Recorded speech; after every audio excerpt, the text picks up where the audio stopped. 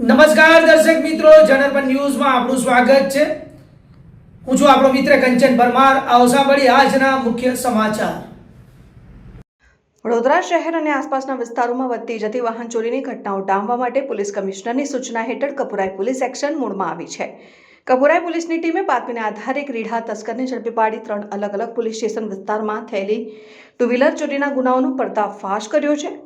Kapurai police સ્ટેશનના PI DC રાઓલના માર્ગદર્શન હેઠળ પીએસઆઈ એલએન સાંસલા અને તેમની ટીમ પેટ્રોલિંગમાં હતી। આ દરમિયાન હેડ કોન્સ્ટેબલ પૃથ્વીરાજસિંહ અને કોન્સ્ટેબલ કરણભાઈને સચોટ બાતમી મળી હતી કે એક શખ્સ ચોરીના વાહન સાથે પસાર થઈ રહ્યા છે। પોલીસે બાતમીના આધારે તપાસ કરતા રાકેશ જયંતિભાઈ વસાવાને એક્ટિવા સાથે ઝડપી પાડ્યો હતો। ડુપ્લિકેટ ચાવીથી ચોરીનો ખેલ।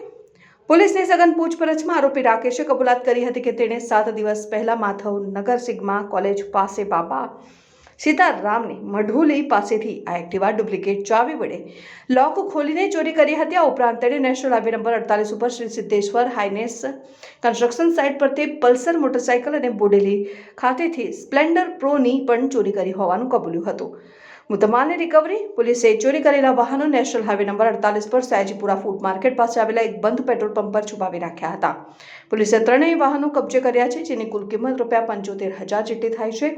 ઝડપાયેલ આરોપી રાકેશ વસાવા કોઈ સાધારણ તસ્કર નથી, પરંતુ તે રીઢો ગુનેગાર છે અને તપાસમાં બહાર આવ્યું છે કે તેની સામે અગાઉ બાપોદમાં 1, વાઘોડિયામાં 4, ડભોઈમાં 1 અને કપુરાઈમાં 1 મળી કુલ 7 વાહન ચોરીના ગુનાઓ નોંધાયેલા છે। કપુરાઈ પોલીસે હાલ આરોપીને અટકાયત કરી કાયદેસરની કાર્યવાહી હાથ ધરી છે। પોલીસની આ સફળતાથી વાહન ચોરોમાં ફફડાટ વ્યાપી ગયો છે, ત્યારે હવે અન્ય ગુનાઓમાં તેની સંડોવણી છે કે કેમ તે દિશામાં તપાસ તેજ કરવામાં આવી છે।